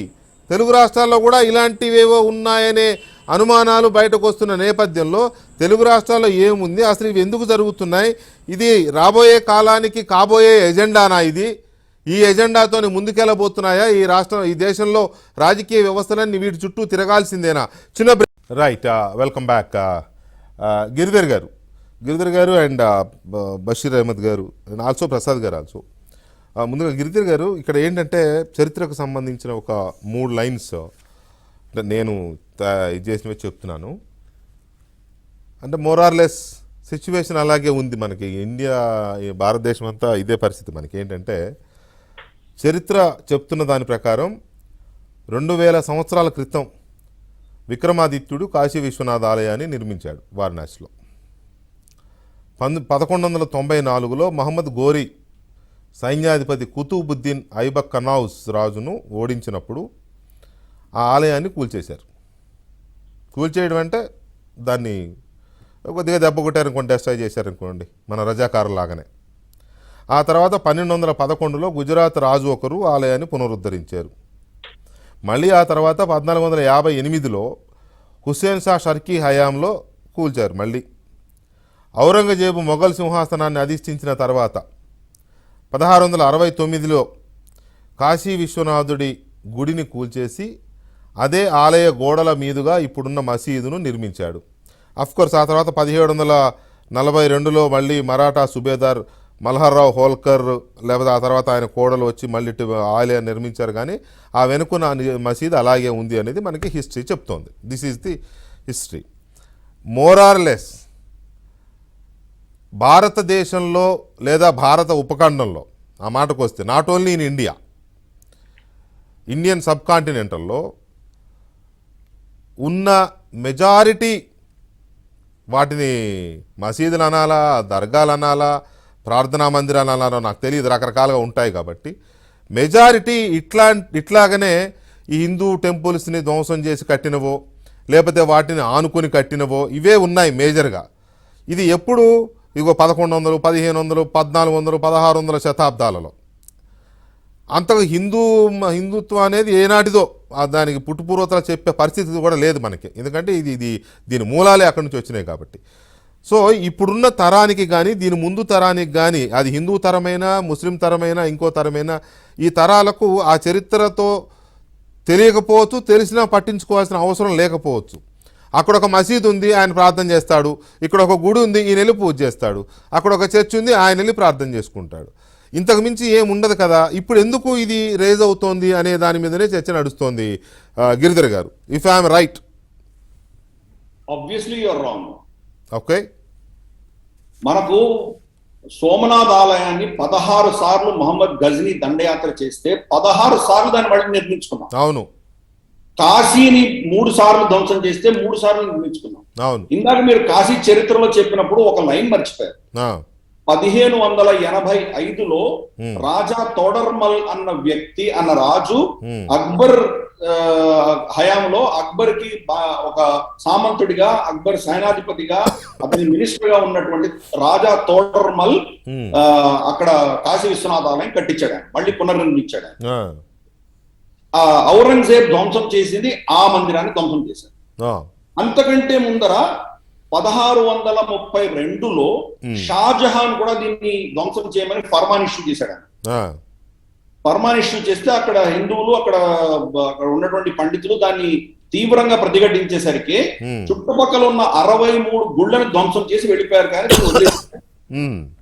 ఫైనల్ గా ఔరంగజేబ్ 18 ఏప్రిల్ 1669లో ఆయన ఫర్మాన్ ఇష్యూ చేశారు. ఆ ఒరిజినల్ ఫర్మాన్ మీకు ఏషియాటిక్ సొసైటీ లైబ్రరీ కోల్కతాలో ఈ రోజు కూడా మీకు ఉందిలేండి, డేట్ తో ప్రకారం ఉంది, ఏప్రిల్ 4. ఏప్రిల్ 18 ఆయన ఇష్యూ చేశారు ఫర్మాను. సెప్టెంబర్ 2వ తారీఖున మీరు చెప్పినటువంటి ఫర్మాన్ని మేము అమలు చేశాము అని చెప్పి ఆయన ఆఫీసర్లు వచ్చి చెప్పారు. ఓకే. ఆయనకు ఆఫీసర్ వచ్చి చెప్పినది మాసిర్ ఏ అలంగిర్ అని చెప్పేసి ఒక గ్రంథం ఉన్నది. దాన్ని సాకి ముతాద్ ఖాన్ అన్న వ్యక్తి ఔరంగజేబ్ రాసినటువంటి డైరీని కంప్లీట్ గా ఆయన దాన్ని డాక్యుమెంట్ చేశారు. పేజ్ 88వ పేజీలో మందిరాన్ని ధ్వంసం చేసినట్టు ఆయన దాంట్లో ఉల్లేఖించారు. సో చరిత్రలో అది స్పష్టంగా ఉంది, దాని డిస్ప్యూటే లేదు. That is true. దాన్ని అసలు అందులో డిస్ప్యూటే లేదు. దాన్ని డిస్ప్యూట్ చేయడానికి కూడా అక్కడ గుడి ఉన్నది. వెంకటేశ్వర గారు నేను చెప్పేది వినండి, కంప్లీట్ చేయనివ్వండి. నేను మిమ్మల్ని అడుగుతున్నా, మీకే చెప్తున్నాను, సబ్మిషన్ మాత్రమే. అందులో డిస్ప్యూట్ లేదు, డిస్ప్యూట్ చేయడానికి కూడా ఏం లేదు. అక్కడ గుడి ఉన్నది, గుడి ఉండేది కూడా, సందేహమే లేదు. నేను అంటున్న పాయింట్ మీరు బహుశా ఇందాక మిస్అండర్స్టాండ్ చేసుకున్నట్టున్నారు. మీరు అడిగిన దానికి సమాధానం ఇస్తాను నేను, దానికి సమాధానం ఇస్తాను నేను. 16 సార్లు దండయాత్ర దాన్ని ధ్వంసం చేసిన సోమనాథ్ ఆలయాన్ని స్వతంత్రం వచ్చిన తర్వాత మళ్ళీ మనం పునర్నిర్మించుకున్నాం. అవును. మీరు సోమనాథ్ ఆలయానికి వెళితే ఇప్పటికి కూడా అక్కడ ఫోటోలు ఉంటాయి. అంటే మనకు స్వతంత్రం వచ్చినప్పటికీ అక్కడ మస్జిద్ ఉన్నది. అంటే సేమ్ కాశీలో ఎలా ఉన్నదో అలాగే మందిరాన్ని యొక్క గోడల్ని అలాగే ఉంచి దాన్ని మస్జిద్ గా కన్వర్ట్ చేశారు. ఆ ఫోటోలు, ఆ రాళ్లతో సహా ఇప్పుడు అక్కడ మీరు చూడవచ్చు. మనం దాన్ని మళ్ళీ పునర్నిర్మించుకున్నాము. సర్దార్ పటేల్ గారు, కేఎం మున్షి గారు వీళ్ళు ఒక ట్రస్ట్ క్రియేట్ చేసి వాళ్ళు స్వచ్ఛందంగా విరాళాలు తీసుకొచ్చి దాన్ని కట్టాం మనం. సో ఈ చరిత్ర ఏదో పాతకాలం చరిత్ర మనం చేయలేదు అనొద్దండి. 1500-1600 సంవత్సరాల నుంచి హిందువులు వాళ్ళ అస్తిత్వాన్ని, వాళ్ళ గుళ్ళను, వాళ్ళ దేవతలను కాపాడుకునే ప్రయత్నం చేస్తూనే ఉన్నారు. There you are sir. నేను అంటున్నది కూడా అదే. ఇవాళ భారతదేశం కాదు, భారత ఉపఖండంలో మోరార్లెస్ మెజారిటీ ఈ దర్గాలనండి, మసీదులనండి, ఇవి ఆ అక్బర్ చక్రవర్తో, ఆ మొఘల్ చక్రవర్తో, ఆ ఔరంగజేబో, ఆ తాంతియా తోపేనో, లేకపోతే ఆ మహమ్మద్ బిన్ తుగ్లక్, ఎవరో ఒకళ్ళు, ఎవరన్నా యూ నేమ్ ఎనీబడి, ఆ షాజహాన్, చివరికి తాజ్మహల్ కూడా అదే చెప్తున్నారు కదా, ఏదో హిందూ ఇది ఉండేది, దాని మీద ఇది కట్టి ప్రేమ చిహ్నం అని చెప్పాడు, సమాధి కట్టి, ఇదే కదా దాని మీద ఉన్న ఆరోపణ కూడా. సో ఇలాంటి ఉన్న నేపథ్యంలో ఇప్పుడు ఏం చేద్దామని, ఒకవేళ చట్టం తీసుకొచ్చి వీటన్నింటినీ సెపరేట్ చేసి మళ్ళీ ఆలయాల పునరుద్ధరణ చేయడము అనే ఒక మొత్తం ఒక చారిత్రాత్మకమైన నిర్ణయం ఏమైనా తీసుకోవాల్సిన అవసరం ఉందా, లేదు వీటికి ఒక దాన్ని ఏమంటారు ఉభయకుశలోపరి లాంటి పరిష్కారం ఏదైనా తీసుకొని ఎవరి మనసులు, ఎవరి మనోభావాలు దెబ్బతినకుండా చేయాల్సిన అవసరం ఉందని ఏమన్నా అట్లా ఆలోచిస్తున్నారా? నా పాయింట్ అది. Try to understand. అర్థమైందండి మీరు ఏం చెప్పబోతున్నారో. మీరు ఫస్ట్ మీరు ఏమంటున్నారంటే గతంలో జరిగిన తప్పిదాన్ని మర్చిపోండి అని మీరు అంటున్నారు. నో మర్చిపోండి అనట్లా. ఎందుకంటే ఇది మర్చిపోతే గుర్తొచ్చినప్పుడల్లా కెలుపుతూ ఉంటారు. దీన్ని మర్చిపోయేది కాదు ఇది. కానీ దీనికి పార్లమెంట్ ఆలోచిస్తుందా, కేంద్ర ప్రభుత్వం ఆలోచిస్తుందా, లేకపోతే హిందూ ముస్లిం రెండు సమాజాలు కూర్చుని ఆలోచిస్తే నాకు తెలియదు. కానీ ఇది ఎక్కడో దీనికి ఒక ఎండ్ ఉండాలి. లేకపోతే మొన్న రాముడు, ఇవాళ శివుడు, అటు కృష్ణుడు, ఇంకో చోట ఇంకొకరు, ఇవన్నీ వస్తున్నాయి. That's what I'm saying. రాకూడదంటారా మీరు? రాకూడదంటే రావాలి కానీ పరిష్కారం జరిగిపోవాలి. ఊకే Correct. గుర్తొచ్చినప్పుడల్లా కెలుక్కోవడం, ఎలక్షన్లు వచ్చినప్పుడల్లా కెలుక్కోవడం, ఇంకేదో సమస్య వచ్చినప్పుడల్లా కెలుక్కోవడం ఇవి కాదు అంటున్నా. వెంకటకృష్ణ గారు, ఇప్పుడు ఏం ఎలక్షన్స్ ఉన్నాయని ఏమైనా ఉండొచ్చు. అంటున్నారు మీరు? ఏమైనా ఉండొచ్చు సార్, ఏదైనా అనకండి. మీరు ఇచ్చిన స్టేట్మెంటే మీరు మళ్ళీ దానికి ఏమైనా ఉండొచ్చు. ఎంతో దూరంలో లేవు ఎలక్షన్స్. ఎంత దూరంలో ఎప్పుడు 2 ఏళ్ల తర్వాత ఉన్నాయండి, ఇప్పుడు లేవు కదా. మీరెందుకు అసలు బీజేపీది కాదంటున్నారు కదా మీరెందుకు నేను అనుకుంటున్నారు? బీజేపీ కాదండి, దట్ ఈస్ మై బీజేపీతో అసంప్షన్. సంబంధం లేదు. That is- వెంకటకృష్ణ గారు నన్ను మాట్లాడనివ్వకుండా మీరు ఉపద్ఘాతం చెప్పుకుంటే మీరు మాట్లాడుతున్నారు, నేను చెప్పేది మీరు వినాలి కదా. మీరు అడిగిన వాటికి నేను సమాధానం చెప్పినప్పుడు నేను మీరు వినాలి వింటున్నాను కదా. సార్, నేను వింటున్నాను. చెప్తే నేను మీరు ఎలా నన్ను అవుతుందని క్వశ్చన్ వేశారు కాబట్టి చెప్తున్నా, చెప్పండి. మీరు వినండి. మరి నేను చెప్పింది విన్న తర్వాత నన్ను మీరు మళ్ళీ కాంట్రడిక్షన్ చేయండి, చెప్పండి. కాంట్రాక్ట్ ప్రశ్న వేయండి. చెప్పండి. బీజేపీతో సంబంధం లేదండి. రామ జన్మభూమి కేసులో కేసు వేసినప్పుడు బీజేపీ ఉందా, ఆర్ఎస్ఎస్ ఉందా? బీజేపీ ఆర్ఎస్ఎస్ సంబంధం లేదు.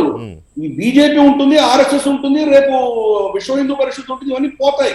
ఇవి ఉన్నా పోయినా అనంతమైనది భారతీయ సనాతన ధర్మ సంస్కృతి.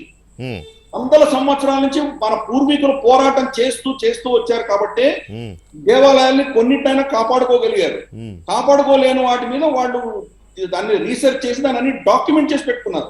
సీతారాం గోయల్ గారు వాయిస్ ఆఫ్ ఇండియా భారత్వాణి అన్న సంస్థలో డిస్ట్రిక్ట్ వైజ్ ఎన్ని గుళ్ళు ధ్వంసమైనాయో అని కంప్లీట్ గా డాక్యుమెంట్ చేశారు ఆయన.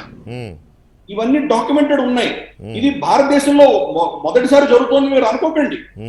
స్పెయిన్ అల్ అండలూస్ అన్న పేరుతోటి ముస్లిం రాజ్యం వాళ్ళ ఎవరైతే ఖలీఫులు ఉన్నారో వాళ్ళ కంట్రోల్లో ఉండింది. 800 సంవత్సరాలు వాళ్ళ కంట్రోల్లో ఉండింది. ఎప్పుడైతే మళ్ళీ క్రిస్టియన్స్ దాన్ని వెనక్కి తీసుకున్నారో వాళ్ళ ప్రాచీనమైన చర్చిలు ధ్వంసం చేసి దాని మీద మసీదులు ఏవైతే కట్టుకున్నారో వాటిని అన్నింటినీ మళ్ళీ చర్చిల కింద మార్చుకున్నారు వాళ్ళు. అంత దూరం అక్కర్లేదు. గత 2-3 సంవత్సరాల క్రితము టర్కీలో హాజియా సోఫియా అన్న చర్చిని రిచర్డ్ ఎర్డోగాన్ తయ్యబ్ ఎర్డోగాన్ వాళ్ళ ప్రెసిడెంట్ దాన్ని మస్జిద్ కింద కన్వర్ట్ చేశాడు ఆయన. అది ప్రాచీనమైన కట్టడం, అది ఆర్కియలాజికల్ సర్వే లాంటిది. అక్కడ పూజలు చేయరు, టూరిస్టులు వెళ్తారు.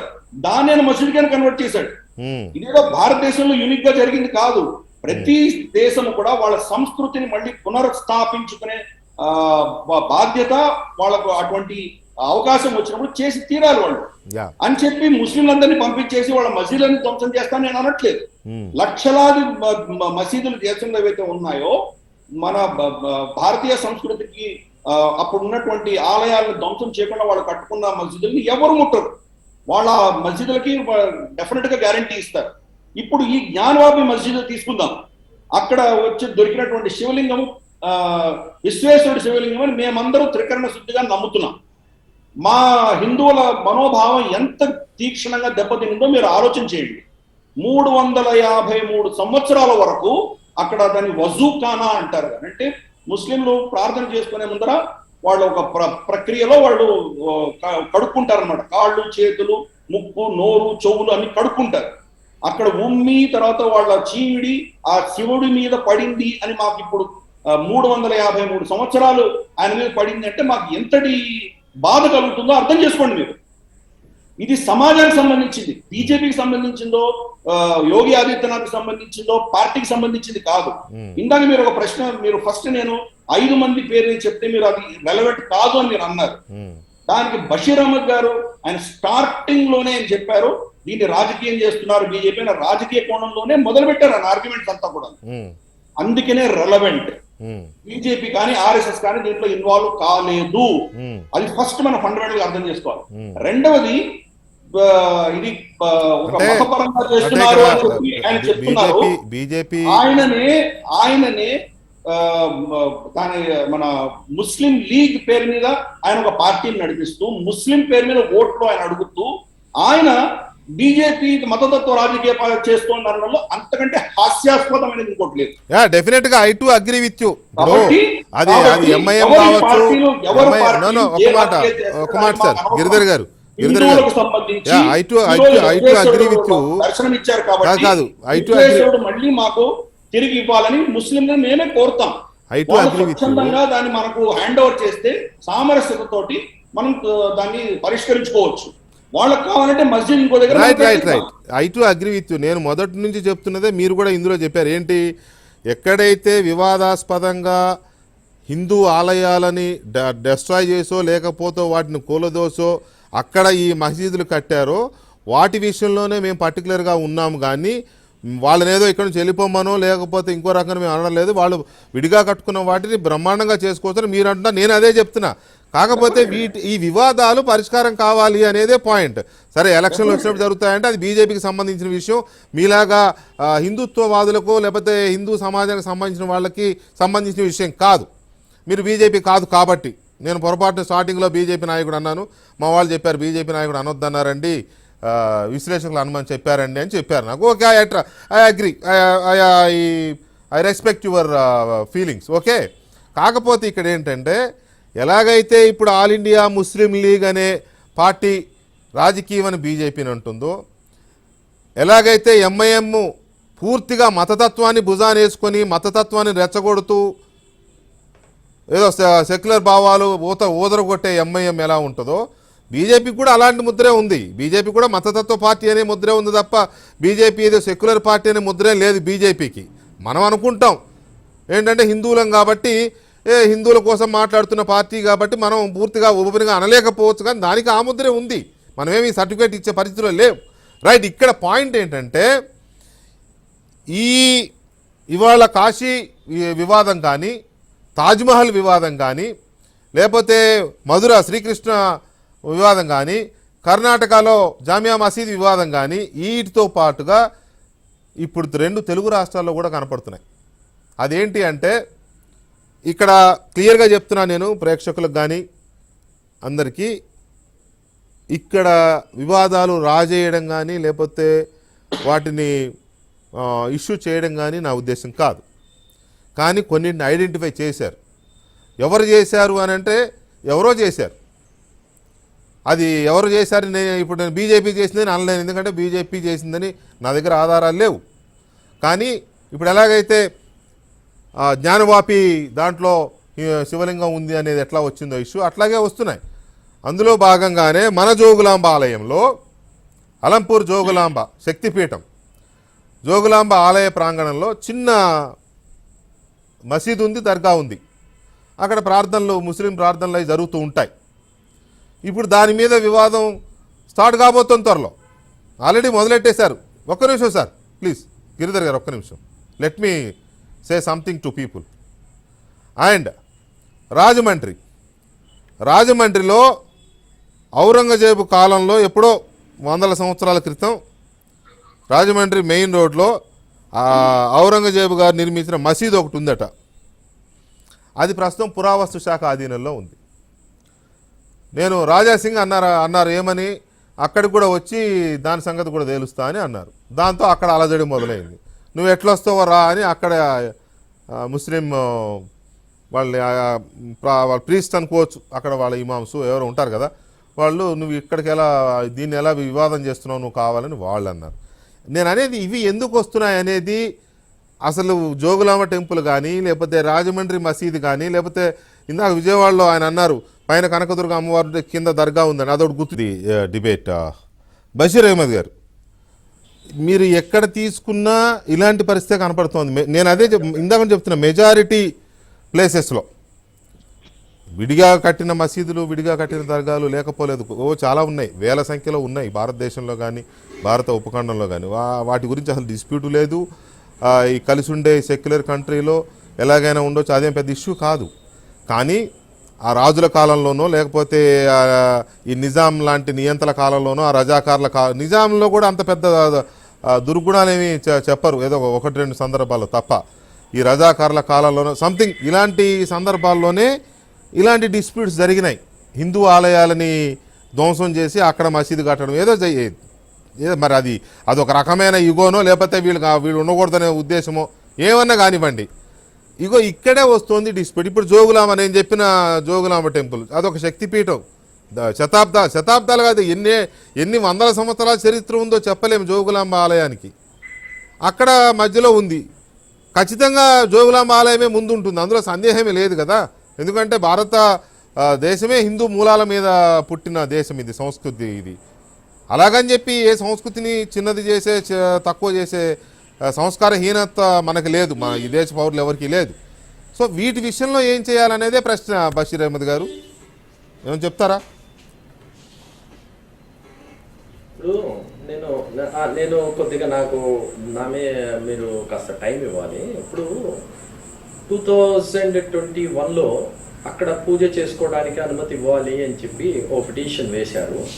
వేసినప్పుడు అక్కడ ఈ పిటిషన్ వేయడానికి ముందుగానే అక్కడ వెళ్ళి గతంలో 92కి ముందు ఇలా పూజ చేసుకుంటున్నాం, దీన్ని కంటిన్యూ చేద్దాం అని చెప్పేసి అక్కడ ఉన్న పెద్ద మనుషులు వాళ్ళు కలిసి, ముస్లిమ్స్ హిందూస్ కలిసి మాట్లాడుకున్నట్టయితే ఇది అసలు ఈ సమస్య ఇక్కడికి వచ్చేది కాదు. వాస్తవంగా అక్కడ వాళ్ళు పూజ చేసుకోవడం ఇంకోటి దానికన్నా ఏంటంటే వాళ్ళ ఇంటెన్షన్ మాలఫైడ్ ఇంటెన్షన్, దురుద్దేశం. ఈ దురుద్దేశం ఏంటంటే ఏదో ఒక వివాదాన్ని రేకెత్తించాలనే ఉద్దేశంతో ఈ గోలంతా జరిగింది. ఇప్పుడు చూడండి, వాళ్ళు మేము పూజ చేసుకుంటామని పిటిషన్ వేస్తే వీళ్ళు ఈ కొంతమంది ఆర్ఎస్ఎస్ బీజేపీకి సంబంధించిన వ్యక్తులు అక్కడ శివలింగం బయటపడింది కాబట్టి మసీదు పడగొట్టి మనం గుడి కట్టాలి అనే వాదనని తీసుకొచ్చారు. ఇక్కడ ఈ మొత్తంగా మనం చూసేటట్టయితే ఏంటంటే ఇది రాజకీయ ప్రేరేపితంగా జరుగుతున్నాయి, రాజకీయంగా లబ్ధి పొందడం కోసం జరుగుతున్న అంశాలు తప్పనిచ్చి వాస్తవంగా ఏ అంశాలు కాదు. ఇప్పుడు మీరు ఒక మంచి అంశాన్ని లేవనెత్తారు, జోగులాంబ గుడి విషయంగా, అక్కడ శక్తిపీఠం. ఓకే, ఇప్పుడు ఇక్కడ ఇంట్రెస్టింగ్ విషయం ఏంటంటే మనం 1918 దాకా బ్రతుకున్న మన సాయిబాబా గారు ఉన్నారు, షిరిడి సాయిబాబా గారు. ఆయన మరి మసీదులో ఉండేవాడు. ఆయన మసీదుని ద్వారకామాయి అని చెప్పి పేరు పెట్టి అక్కడ ఉండేవాడు. ఇప్పుడు అలానే ఆ గుడి ప్రాంగణంలో ఒక యోగులకు మతాలు కులాలు ఏమీ ఉండవు కదా, వాళ్ళు డైరెక్ట్ గా భగవంతుడితో ఆయన ధ్యానంలో ఉండే వ్యక్తులు. ఆయన ఒక యోగి జోగులాంబ గుడి పరిసర ప్రాంతాల్లో ఉండి ఆయన ధ్యానంలో ఉండి దేవుడికి కనెక్ట్ అయ్యి ఆయన ఒక స్థాయికి పొందినప్పుడు సహజంగా అక్కడున్న వ్యక్తులే ఈయన ఇక్కడ ఉండేవాడు, ఇక్కడ ధ్యానం చేసుకుని ఈయన ఒక మంచి స్థితికి చేరాడని చెప్పేసి దర్గా కట్టి ఉండొచ్చు. ఏ విధంగా కట్టి ఉండొచ్చు అనేది మీ మాట, కానీ అది అలా కట్టింది కాదు. కట్టి ఉండొచ్చు అనేది మీ మాట, కానీ అది అలా కట్టింది కాదు.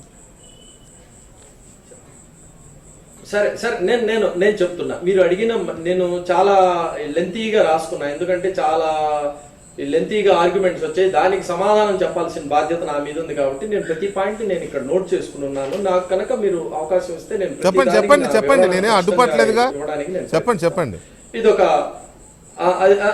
ఇదొకటి.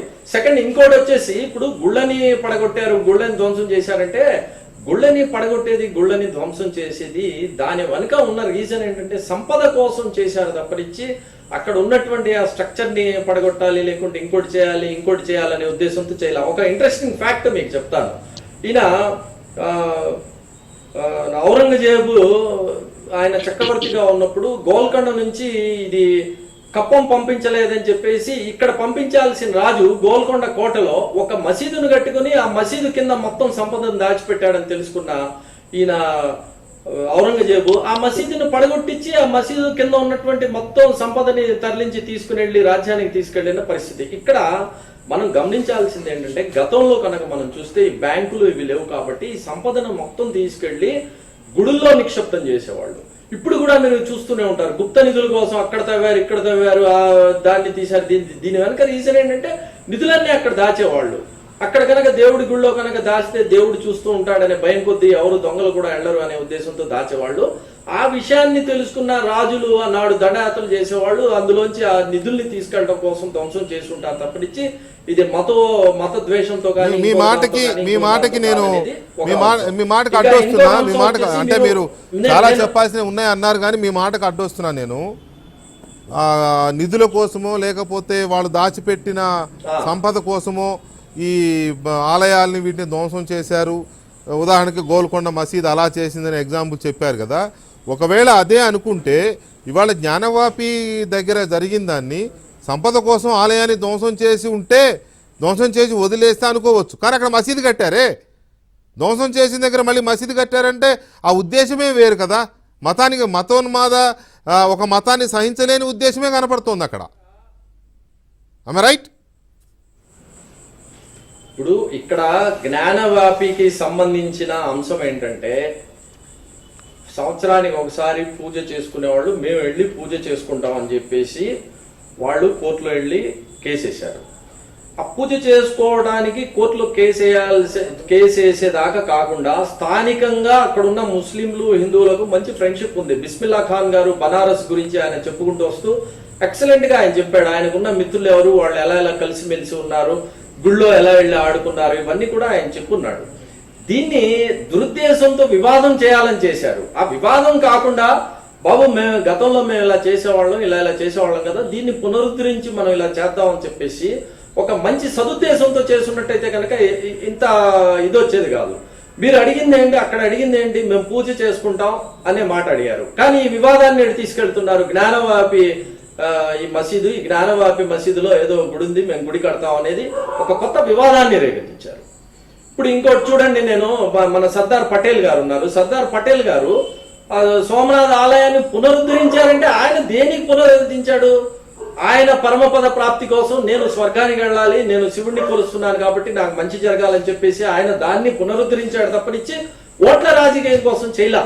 ఇక్కడ వస్తున్న తగాదా అంతా, ఇక్కడ వస్తున్న గొడవ అంతా ఓట్ల రాజకీయం కోసం బీజేపీ ఆర్ఎస్ఎస్ కి సంబంధించిన వ్యక్తులు ఇవి చేస్తున్నారు కాబట్టి దీనికి సంబంధించి గొడవ వస్తుంది.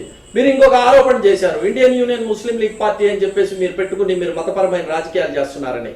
మీరు ఒక్క సంఘటన చూపించండి, ఇండియన్ యూనియన్ ముస్లిం లీగ్ పార్టీ పేరు పెట్టుకుని నేను కానీ మా పార్టీకి సంబంధించిన అగ్రనేతలు కానీ ఎప్పుడైనా ఎక్కడైనా ఫలానా గుడి మేము పడేస్తాం, ఫలానా భారతీయ జనతా పార్టీ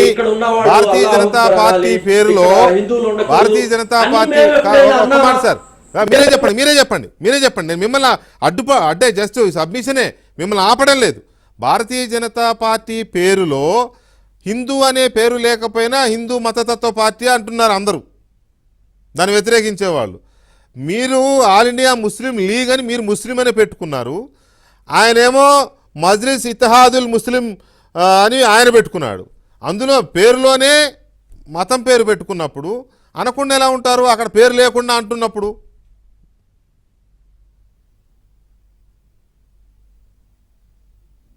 బషీర్ గారు తీవ్రవాదులు ఎవరు కొనుక్కోవచ్చు అన్నాడు. పిల్లల్ని పుట్టించే యంత్రాలు అన్నాడు. అంటే పిల్లల్ని పుట్టించే యంత్రాలు మీరు అంటే నేను తిరిగి ఆయన అనాలా, నువ్వు పిల్లల్ని పుట్టించలేని యంత్రాలు అని చెప్పేసి అనాలా? ఇవన్నీ ఏంటండి ప్రధానమంత్రి స్థాయిలో ఈయన అన్న మాటలు ఏంటండి? అమిత్ షా ఏమంటాడండి, సిఐఎన్ఆర్ని అమలు చేసి ముస్లింలందరినీ పంపించేస్తామని మాట్లాడుతున్నాడు. మీరు గమనించండి, స్పష్టంగా గమనించండి. ఇప్పుడు బీజేపీ బీజేపీ అసలు వాళ్ళ ఇదేంటండి, ఇండియాలో ముస్లింలు, క్రిస్టియన్లు, కమ్యూనిస్టులు ఉండకూడదు, వాళ్ళని సరిది కొట్టాలనేది వాళ్ళ ఏం ఆబ్జెక్ట్. మీరు ముస్లిం లీగ్ పార్టీకి సంబంధించిన నేను దానికి సంబంధించిన మీకు నా బయలాస్ ఇస్తాను, ఎక్కడైనా సరే నేను ఇక్కడ హిందువులు పంపించేస్తాను ఉందా? లేదు. గిరిధర్ గారు కానీ ఒక్క క్షణం సార్, కంక్లూడ్ చేయండి. నేను కంక్లూడ్ చేస్తున్నా. 1992లో బాబ్రీ మసీదుకి సంబంధించిన వివాదం జరిగినప్పుడు కేరళలో ఒక్క వివాదం కూడా, ఒక్క గోడ కూడా జరగల ముస్లిం లీగ్ బలంగా ఉన్న చోట. అక్కడ మీరు ఇంకా అక్కడ చూస్తే ముస్లిం లీగ్ నాయకుడు, అఖిల నాయకుడు అయినటువంటి హైదర్ అలీ షిహాబ్ సంఘల్ గారి ఫోటో గుడిలో కూడా ఉంటుందండి. ఇంతటి మేము సామరస్య వాతావరణాన్ని కలిగి ఉంటాం. ఎందుకంటే ఇప్పుడు హిందువుల ప్రమాదంలో ఉన్నారు, నిజంగా హిందువులే ప్రమాదంగా ఉన్నారు. ఈ రోజు 80% హిందువులు ప్రమాదంగా ఉన్నారు. నిరుద్యోగ సమస్య ఎవరికండి? హిందువులకు కాదా? 80% హిందువులకు కాదా? ధర్మ సమస్య హిందువులకు కాదా? ఇన్ని సమస్యలు పెట్టుకుని ఈ కొత్తగా మేము గుళ్ళు పడేస్తున్నాం, మేము గోపురాలు పడేస్తున్నాం, మేము ఈ గవర్నమెంట్ మీకు ఇచ్చింది ఎందుకంటే గుళ్ళు నువ్వు కట్టడానిక, గుళ్ళు పూజారిగా నువ్వు పనిచేయడానిక. కాబట్టి ముస్లిం లీగ్ పార్టీగా మేమేమి అడుగుతున్నామంటే ఇలాంటి సమస్యలు రాకుండా ఉండాలి అంటే కనుక సుప్రీంకోర్టుకు సంబంధించిన కొంతమంది న్యాయమూర్తులు తీసుకుని ఒక రిలీజియస్ కి సంబంధించి ఒక కమిటీ కానీ లేదా రిలీజియస్ కమిషన్ అంటే ఒక దాన్ని ఏర్పాటు చేసి ఈ రిలీజియస్ కి సంబంధించిన మా హిందూ సోదరులకు సంబంధించిన గుళ్ళు కావచ్చు, ముస్లింలకు సంబంధించిన మసీదులు, దర్గాలు కావచ్చు, క్రిస్టియన్లకు సంబంధించిన చర్చిలు మొత్తం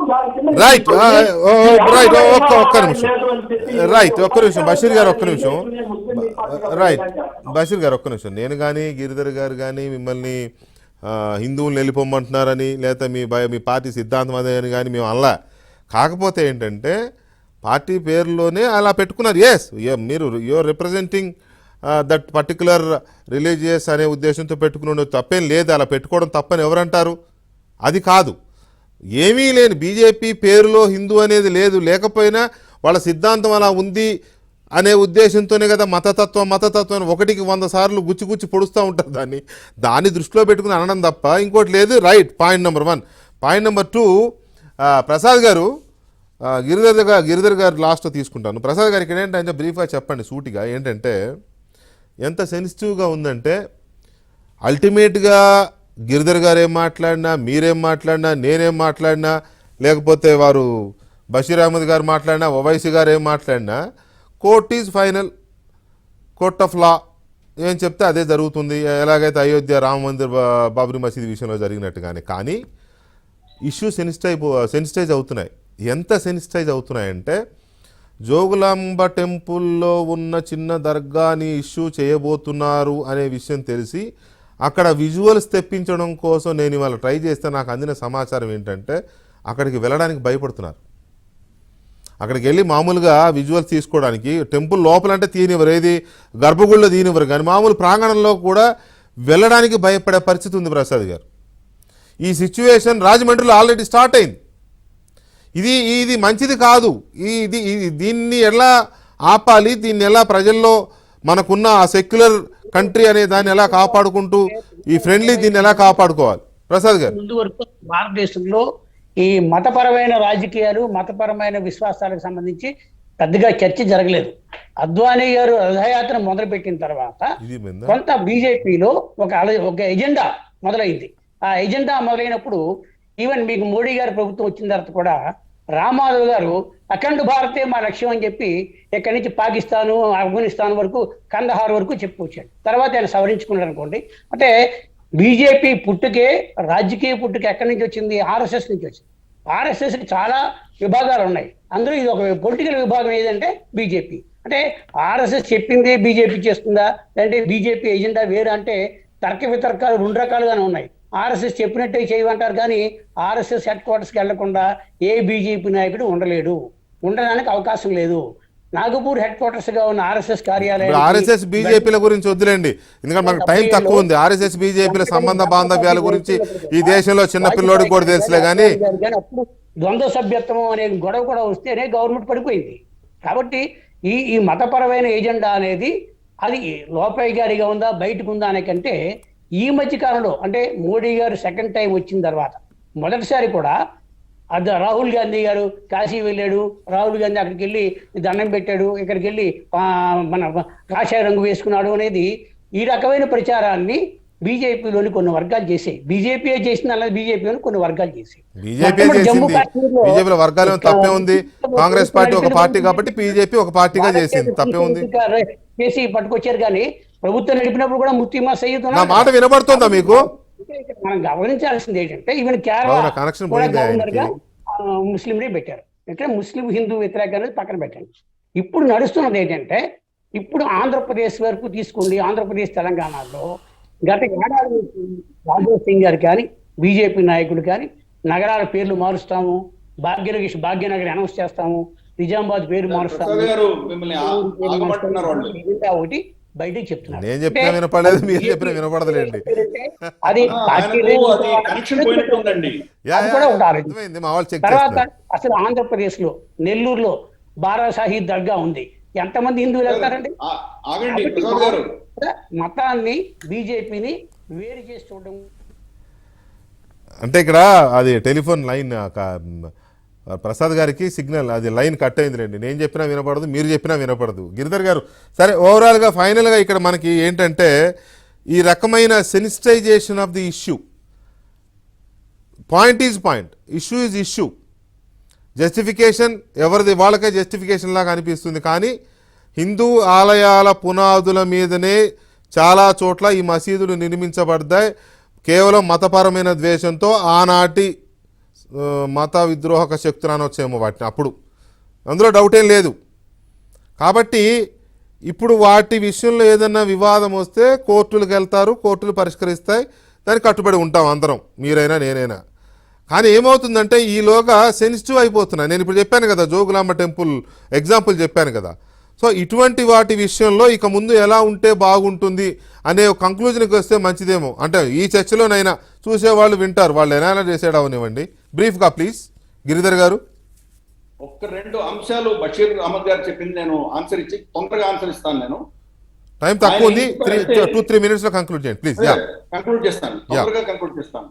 అక్కడ ధ్వంసమైన ఆలయాలు వాళ్ళు మతపరంగా ధ్వంసం లేదు, అక్కడ నిధి నిక్షేపాలు ఉన్నాయి కాబట్టి ధ్వంసం చేశారు. ఆయన మహమ్మద్ గజ్నీ 16 సార్లు సోమనాథ్ దండయాత్ర చేసింది, అక్కడ నిధి నిక్షేపాల కోసం రాలేదు ఆయన. ప్రాఫెట్ మహమ్మద్ మక్కాలో 365 విగ్రహాలు ధ్వంసం చేసినప్పుడు 2 విగ్రహాలు వాళ్ళు అక్కడి నుంచి అల్ హింద్ కి తీసుకువెళ్లారని వాళ్ళ చరిత్రలో రాసుంది. ఆ 2 విగ్రహాలు అల్ హింద్ అంటే వాళ్ళకి తెలిసింది సోమనాథ్, దాంట్లో ఉన్నాయి. దాన్ని ధ్వంసం చేయడానికి వచ్చేవాడు ఆయన. ప్రతిసారి వచ్చినప్పుడు థార్ డెజర్ట్ నుంచి వచ్చేవాడు, ఎడారి నుంచి వచ్చేవాడు, చాలా మంది చనిపోయేవాడు. అయినా కానీ సోమనాథ్కే వచ్చేవాడు ఆయన. కన్నౌజ్కో మథురకో లేకపోతే బెంగాల్కో వెళ్ళలేదు ఆయన, అక్కడ మాత్రం వచ్చి వెళ్ళిపోయేవాడు. ఎందుకంటే అప్పటికే గజనీ చాలా సంపన్నమైన ప్రాంతం అది. అది మతపరంగానే వచ్చి అక్కడ శివలింగాన్ని ముక్కలు చేసి ఒక ముక్క మదీనాకు పంపించి, ఒకటి గజనీకి పంపించి, ఇంకొకటి అక్కడే మస్జిద్ కట్టి మెట్లుగా వేసేవాడు ఆయన.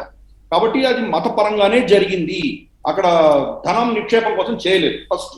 సెకండ్, మీరు ఇంకొకటి చెప్పారు, ఆయన ఇండియన్ యూనియన్ ముస్లిం లీగ్ పెట్టుకుంటే తప్పేం లేదంటున్నారు మీరు. మన కాన్స్టిట్యూషన్ లో ఎలక్షన్ కమిషన్ రూల్స్ ప్రకారము ఎలక్షన్ మీరు కనుక ఒక మతపరంగానో ఒక కుల ప్రాతిపదికనో మీరు కనుక ఓట్లు అడిగితే అది నేరము. మీరు గుర్తు చేసుకోండి ఫస్ట్ అది. తర్వాత జోగులాంబ గురించి మీరు చెప్పారు. మీకు ఒక విషయం గుర్తుపెట్టుకోండి, ముంతాజ్ మహల్ చనిపోయింది బుర్హాంపూర్ అని చెప్పేసి మన మహారాష్ట్ర తర్వాత మధ్యప్రదేశ్ బార్డర్ లో ఒక ఊర్లో ఆయన చనిపోయింది. అక్కడ ఆయన్ని ఖననం చేశారు. తర్వాత కొన్ని సంవత్సరాల తర్వాత తాజ్మహల్ కట్టిన తర్వాత ఇక్కడి నుంచి ఆవిడని తీసుకువెళ్ళారు అక్కడికి. కాబట్టి ముస్లిం సమాజంలో ఒక దగ్గర ఖననం చేస్తే ఆ శవాన్ని మళ్ళీ ఇంకో దగ్గర తీసుకువెళ్ళడం అనేది పరిపాటి, అది తప్పు కాదు. అలాగే మనకు సౌదీ అరేబియాలో నగరాలు ఎక్స్పాండ్ అవుతున్న కొద్దీ వాళ్ళ శ్మశానాలను అన్ని తీసుకెళ్లి బయటకు షిఫ్ట్ చేశారు వాళ్ళు. కాబట్టి అది తప్పు కాదు.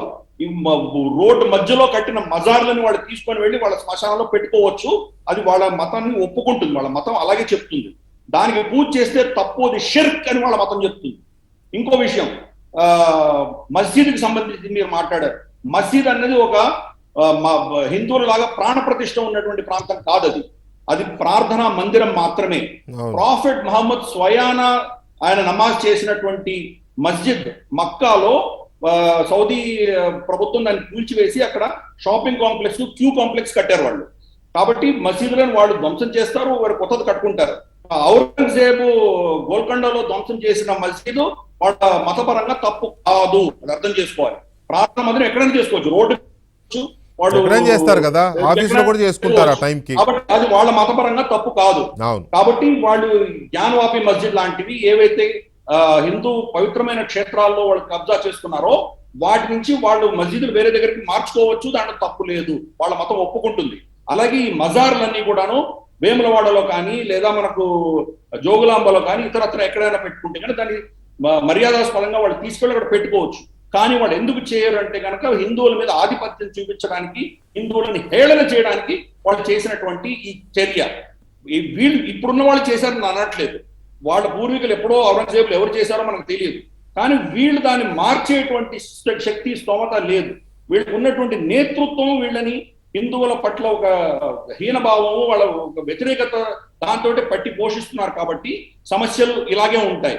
నాకు తెలిసిన సమస్య, దీని పరిష్కారం ఏంటంటే, మనకు జర్మనీలో జరిగింది జూస్ కి, తర్వాత జర్మనీలకు మధ్యలో జరిగినటువంటి ఆ పోరులో లక్షలాది మంది జూలు చనిపోయారు, మనకు తెలుసు హిట్లర్ హయాంలో. తర్వాత వాళ్ళు ట్రూత్ అండ్ రికన్సిలియేషన్ కమిషన్ ఒకటి పెట్టి ఇద్దరు కూర్చొని చర్చించుకున్నారు. జర్మనీలో ఒప్పుకున్నారు, అవును మేము మిమ్మల్ని చంపాము, చాలా తప్పు చేశామని వాళ్ళు ఒప్పుకున్నారు. ఈ రోజు కనుక జూలను చంపలేదు అని ఎవడని అంటే కానీ వాడిని శిక్షిస్తారు. అక్కడ జూలను చంపినటువంటి ఆ ప్రాంతాలన్నీ కూడాను వాళ్ళు మ్యూజియంస్ గా పెట్టారు. వాళ్ళు దాన్ని ఎవరు మర్చిపోకూడదని చెప్పి వాళ్ళు పెట్టారు. కాబట్టి వాళ్ళు దాన్ని యాక్సెప్ట్ చేశారు. ఈరోజు జర్మన్, జూ, ఇజ్రాయెల్ చాలా మంచి మిత్రులుగా ఉన్నారు. అలాగే ఇక్కడ కూడా హిందువులు, ముస్లింలు ఇద్దరు కూర్చొని ఒక ట్రూత్ అండ్ రికన్సిలియేషన్ కమిషన్ గా పెట్టుకొని అన్ని ఆలయాలు, ఎన్ని ధ్వంసమైన ఆలయాలన్నీ వెనక్కి తీసుకోవడం కష్టం, ఏవి ముఖ్యమైనవి ఎలా తీసుకోవాలి, దాన్ని ఎలా చేయాలని రెండు సమాజాలు, హిందూ సమాజము ముస్లిం సమాజం కూర్చొని చర్చించుకొని దీనికి ఒక కొలిక్కి వస్తే బాగుంటుంది. Right. అయోధ్య సమస్య ఉన్నప్పుడు చర్చలు జరిగినప్పుడు కొన్ని హిందూ సమాజాలు నిజానికి- అయోధ్య, మథుర, కాశీ 3 మాకు ఇవ్వండి అని అడిగారు. దాన్ని వాళ్ళు ససేమిరా అన్నారు. కోర్టు నిర్ణయంతో అది చేయవలసి వచ్చింది. వీటికి ఒప్పుకోకపోతే కనుక మళ్ళీ కోర్టులకు వెళ్లాల్సి వస్తుంది. కోర్టుల తర్వాత చట్టాలు ప్రజా తీర్పులు ఉన్నాయి. కాబట్టి ఇది ఇప్పుడు సమస్య తీరేది కాదు. మీరు అన్న పాయింట్ చాలా, మీరు అన్న పాయింట్ కానీ లేకపోతే పరిష్కారం తీసుకుంటే మీరు కానీ ఒపీనియన్, దీర్ఘకాలీనంగా శాంతి ఉండదు. మీరు అన్న పాయింట్ కానీ లేకపోతే మీరు చెప్పిన ఆ సొల్యూషన్ కానీ మొరార్లెస్ లాజికల్గా ఆలోచిస్తే ఇట్స్ ఎ గుడ్ థింగ్ భారతదేశం లాంటి దేశానికి. కానీ మతాల మీదనే లేకపోతే మతాల మనోభావాల మీదనే ఆధారపడి రాజకీయాలు చేసే రాజకీయ పార్టీలు ఉన్న ఈ దేశంలో ఆ చర్చలను కానీ లేకపోతే ఈ 2 లేదా 3 లేదా మొత్తం దేశంలో ఈ భిన్నత్వంలో ఏకత్వాన్ని సాధించే దిశగా తీసుకెళ్లే పార్టీలు అందుకు ముందుకు వస్తాయా అంటే డెఫినెట్గా నో. ఎందుకంటే వీళ్ళు రాజకీయంగా బతికి బట్టగట్టాలంటే అది ఓవైసీ గారా లేకపోతే అటు బీజేపీనా ఇటు ఇంకో పార్టీయా కాంగ్రెసా ఏదైనా ఎనీ పార్టీ వద్దులేండి, మళ్ళీ రాజకీయాల్లోకి వద్దు మనం. అంటే జస్ట్ నేను కంక్లూజన్లో చెప్తున్నా, మీరు చెప్పిన సొల్యూషన్ అలా చేస్తే బాగుంటుంది. కానీ ఇలాంటి పార్టీలు, ఇలాంటి ఓట్ల రాజకీయం చేసే రాజకీయ పార్టీలకు అది ఇష్టం ఉండదు. అలా చేస్తే దేర్ ఎండ్స్ ది మ్యాటర్, వాళ్ళకి ఇష్యూ ఉండదు ఇంకా. ఇప్పుడు అందుకనే బుల్డోజర్లు లేకపోతే మసీదులు, మందిరాలు ఇవే ఇష్యూస్ ఇప్పుడు దేశంలో. అందువల్ల అక్కడ దాకా రాకుండా ఇట్లా ఉంటే మీరు చెప్పినట్టుంటే బాగానే ఉండు. ఎనివే గిరిధర్ గారు, thank you very much Giridhar గారు, అండ్ ప్రసాద్ గారు, అండ్ బషీర్ అహ్మద్ గారు, థ్యాంక్ యూ వెరీ మచ్ అండి. Last minute